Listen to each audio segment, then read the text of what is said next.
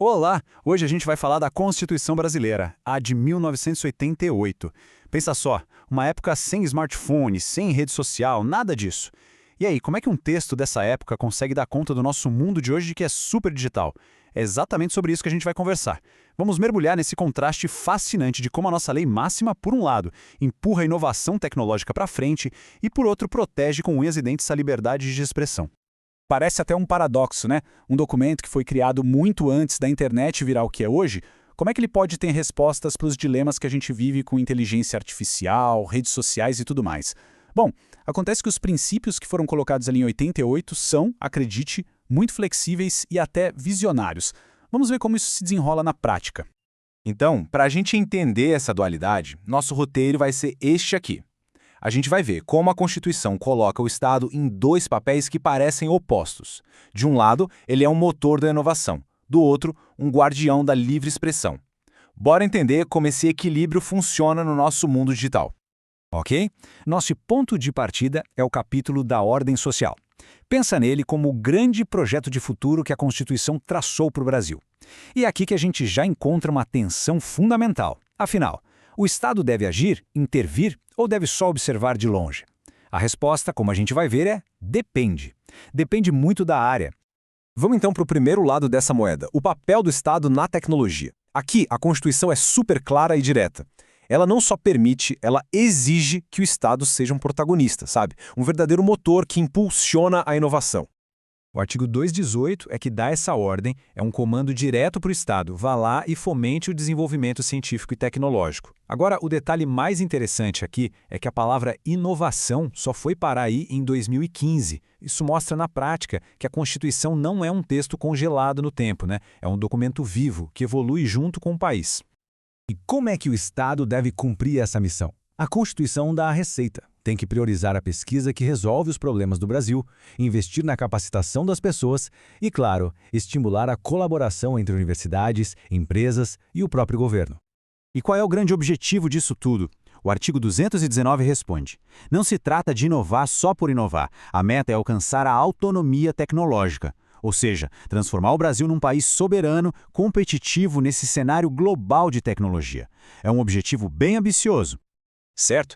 Agora vamos virar a chave. Se o Estado tem que ser tão ativo, tão mão na massa com a tecnologia, como é que ele se comporta quando o assunto é o fluxo de ideias, de informação? Bom, aqui a Constituição dá um giro de 180 graus e adota uma filosofia completamente diferente. E aqui a gente chega no outro lado da moeda. Quando o assunto é comunicação, a Constituição basicamente manda o Estado ficar de mãos para cima. Essa postura é uma reação direta, claríssima, aos anos de censura da ditadura militar. A intenção ali era uma só, era preciso soltar as amarras da expressão, de uma vez por todas. E a linguagem do texto, olha, é de uma força impressionante. É vedada toda e qualquer censura. A repetição é de propósito, para não deixar nenhuma brecha, nenhuma dúvida. É uma proibição absoluta, um dos pilares da nossa democracia. E o Supremo Tribunal Federal tem sido muito firme em reforçar esse princípio. Um exemplo que ficou famoso foi a decisão sobre o direito ao esquecimento. O STF entendeu que o direito de todo mundo à informação e à memória histórica é mais importante do que o desejo de uma pessoa de apagar o passado. Mas atenção, aqui tem um ponto que é crucial. Proibir a censura não quer dizer uma ausência total de regras. De jeito nenhum.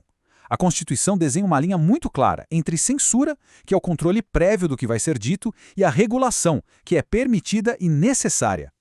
A diferença é fundamental.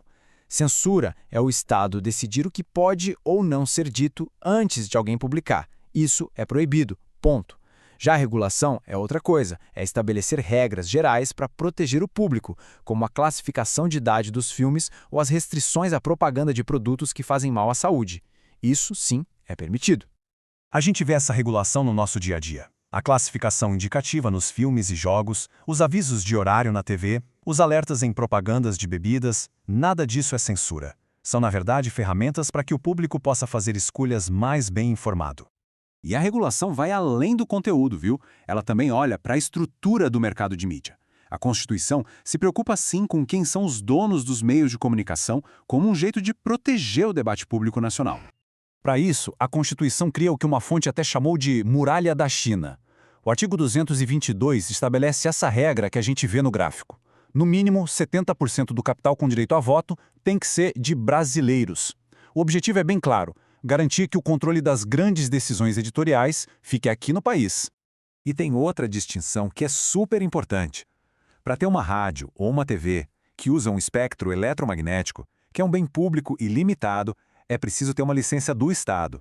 Agora, para ter um jornal, uma revista ou um site na internet, a liberdade é total, não precisa pedir autorização para ninguém.